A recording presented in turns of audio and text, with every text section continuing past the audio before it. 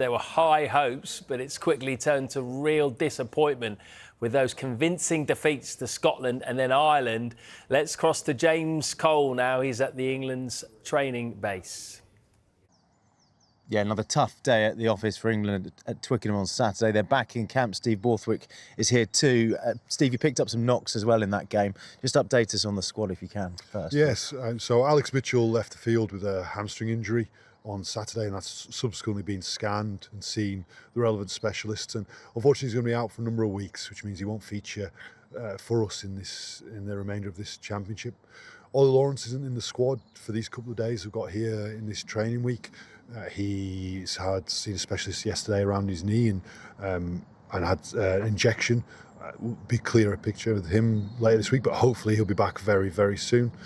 There's also George Furbanker's not with us. He's with Northampton this week, his club, so that he will play the game for his club side this weekend.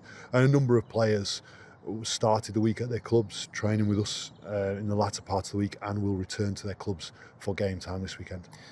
Understandably, there's been a lot of noise after the defeat to Ireland outside of the camp. What's been said by you and the guys inside today? Yeah, so today and quite clear, we are all bitterly disappointed with the performance, the result on Saturday. It's not the level of performance we wanted to put in. Clearly, we've been debriefing this thoroughly and forthrightly to be clear on what we're going to improve and focus our attention upon. I think that certainly at the start of the game we had a number of scoring opportunities in the opposition 22 that we did not take, and credit to the opposition for defending so well. We must be better. Test rugby, the chances you get, you have to take them. You have to be clinical in those opportunities.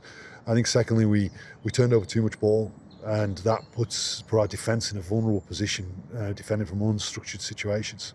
So those two areas are clearly areas we've got to focus on. And I think thirdly, one of the hallmarks of this team over the last 12 to 18 months has been the consistently high intensity with which the team operates. And I don't think that intensity was quite at the level we wanted it to be.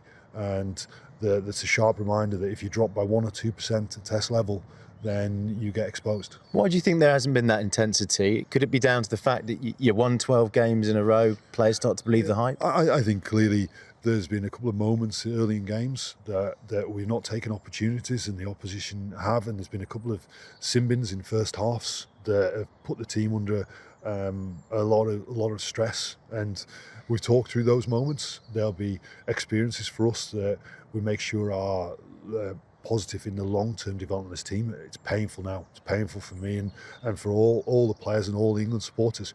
We'll make sure that we are better next week in Rome. Defence, the last two games, 53 missed tackles, 73 points conceded. Is that an area in particular you feel you need to improve? Yeah, as discussed, I think it's more related to the number of balls we turned over. If you turn over ball in unstructured situations, you give teams like Ireland so much ball to attack from. They can be so clinical. I think so. There's an area that I think treating that source is making sure that our ball retention is better than it was at the weekend. I think fundamentally also is ensuring we take our try scoring chances, that we have made enough line breaks, we've made enough opportunities to go and score and put immense pressure upon the opposition, and we haven't taken those chances, particularly through those first 20-30 minutes of the last two games. Before the tournament, you quite rightly spoke about wanting to take it to a decider in France. Eddie Jones has said that perhaps you've been looking too far ahead. That's had a knock-on impact. What do you make of those comments? I hadn't heard those comments, and I think you know how much respect I have for Eddie Jones. Clearly within the camp here, we've always been focused on the next game in front of us. And in terms of the next game, Italy, and getting a reaction, to what extent do you need to change the game plan and change personnel? George Ford's come under a bit of heat. Finn Smith is obviously there in the wings too. What are you thinking? Yeah, well, in certain positions we have fierce competition for places, and there's a number of players going to be playing for their clubs this weekend. So I look forward to seeing how they perform. I'm looking forward to watching more of training and seeing how the players perform in training. I'll be watching all those facets before I make the decision upon selection at the start of next week. And finally, how do you make sure that the guys don't get too down, too mentally impacted by two really heavy defeats in 2 weeks? What I've been struck by the players today is their determination, to right the wrongs, their determination to ensure they're putting the performance level in the next game that is one that we can be very, very proud of. Some of the 2003 crew have been in camp, I believe. Have they been able to impart any wisdom? Obviously, plenty of wisdom there. Yes. So this evening we will be meeting with a contingent of the 2003 Rugby World Cup winning squad. Back at Christmas time, I've been fortunate to speak to Clive many times. He's been a great help in terms of many things and sharing his ideas and his planning. At Christmas time, I was thinking about the players and how we capture lessons from the players, and chatted to Richard Hill, who, as you know, is part of the management team here and was one of those Rugby World Cup winners, and discussed the idea with him.